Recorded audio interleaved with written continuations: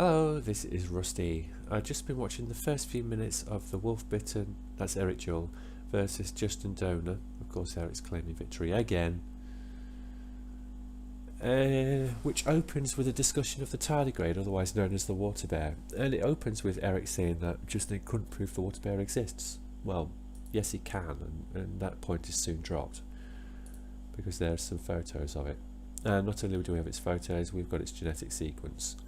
Its genetic sequence shows some evidence for horizontal gene transfer, because there's so many genes in this little animal from other sources, about 6,000 of them in fact. So it's adopted genes from a number of different places, mainly bacteria, but also plants, fungi and archaea. So it has a huge number of genes from other sources that appear to have been transferred horizontally rather than vertically, which is incredible. This is a little animal that has been found to be able to survive in space, mostly when it's protected from the sun's ultraviolet rays, but even sometimes if it's been exposed to the radiation from space. Some water bears have been able to survive, not many, but some. So I think that's all we need to say about the water bears. It goes on to a very confused discussion of what it means to be omnipresent. Omnipresent means present everywhere, obviously. And Eric's saying that the water bear isn't omnipresent and all-powerful. Okay, granted. Why the hell would it have to be? What is that supposed to prove?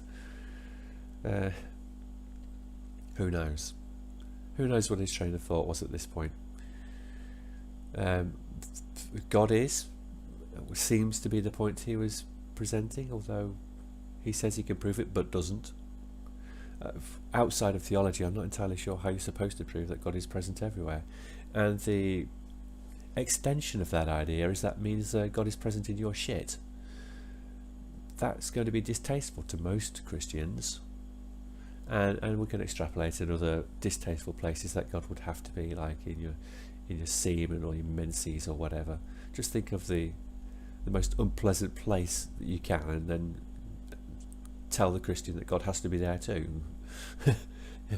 But then they'll be going to backtrack and say that's not what omnipresent means, and therefore falsify the idea that he's just said the tardigrade has to be everywhere, literally, and occupy all space in that place too. What Justin really meant to say was that the tardigrade is ubiquitous. It's present everywhere, in that it exists in every ecological niche that we can find, and has the highest survivability of any animal we know of, or even life form maybe. So ubiquitous is the word Justin was searching for, not omnipresent, because it allowed Eric to present a counter-argument.